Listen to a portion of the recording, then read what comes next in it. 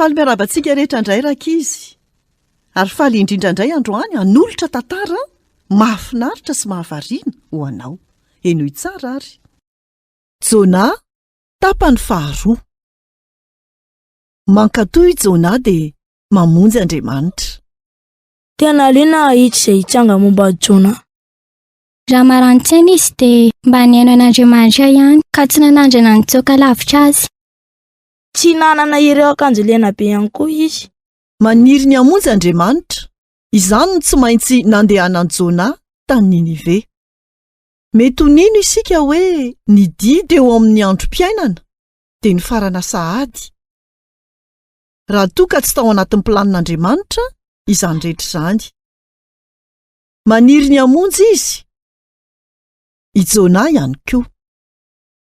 Ary izany no antony nandefasany samby pisitrika tena manokana ho azy. Nisy hazan-drano goava be nilomano teo akaikin'ilay pisitrika mafy ka nitely azy manontolo. Nitoetra 3 andro sy 3 alina tao anatin'ny kibon'ilay trondro Jona.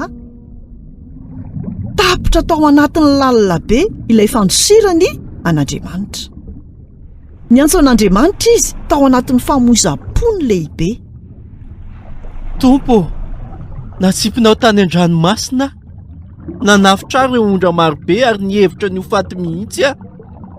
Saingy novonjenao aho. Tsy ho ampy ny fisaorako anao. Manomboka izao aho dia anao izay rehetra angatanao ataoko. Miaino ny olon-drehetra Andriamanitra. Miaino anao ihany koa izy rehefa torotoro sy malahelo ianao. Niaino ny vavaka nataon'i Jona izy ary nandidy hazan-drano ilomano hatreny amoron'ny ranomasina ka nalohany teny amin'ny tany maina izy. Maniry ny hamonjy Andriamanitra, izany ny antony nilazany tamin'i Jona fanondroany. Jona, makanesy ny tanàna lehibe Ninive, ka toroy aminy teny lazaiko anao. Niaingana akany i Jona. Miaino ianareo, mandefa aty aminareo Andriamanitra. Rehefa afaka 70 andro, oravany ty tanànanareo tsara tarehy ty. Sazy vokatry ny fahotanareo zany, satria mpandaingy, jangajanga ary mpisoloky ianareo. Hitan'Andriamanitra ny zavatra rehetra ary mpamono olona sy mpangalatra. Taitra ny olona ka dia niaino. Tena nahakasika ny fon'ireo ny toro-tenin'i Jona. Mariny ny azy, nanota tamin'Andriamanitra isika. Inona ny tokony ataonay mahakasika izany? Misy didy avy amin'ny mpanjaka, tsy misy olona mahazo mihinana na misotro. Mibebay ianareo noho ny fahotanareo, ary aoka hitaraina mafy amin'Andriamanitra. Angamba mety iainantsika izy. Ajanony ny tsirariny ary manombo fiainana vaovao. Ilay fisary an-tsaina ny ireo mponina 2 alina sy 1 hetsy tao an-tanàna no niantso an'Andriamanitra. Ny lehibe sy ny ankizy samy nibebaka tamin'ny fiainan'izy ireo tsy nisy an'Andriamanitra.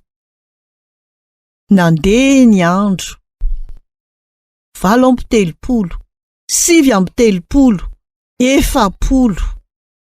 Tsy nanafahy azy ireo Andriamanitra. Niaino ny vavaka fibebahana nataon'izy ireo izy ka namela ny elony. Tsy mahagaga ve izany? Nitaraina tamin'Andriamanitra ny olon-drehetra, ary izay nanao izany dia voavonjy. Ary raha izany mitranga ao amin'ny tanànantsika, ny tanàn-dehibe antsika, maniry ny hamonjy Andriamanitra. Ianao sy ny maro hafa ihany koa. Izay indray no anjara hafatra ho antsika tamin'ity anio ity, tahiny tompo daholo, nanolotra ny tantara zokomy.